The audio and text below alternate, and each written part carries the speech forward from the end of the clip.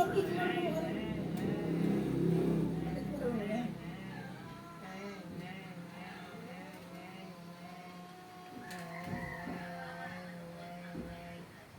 Ay, talo ako at ang laki na sa inyo. Ay, ang laki niya sa iyo. Ang laki. Malaki yan sa iyo.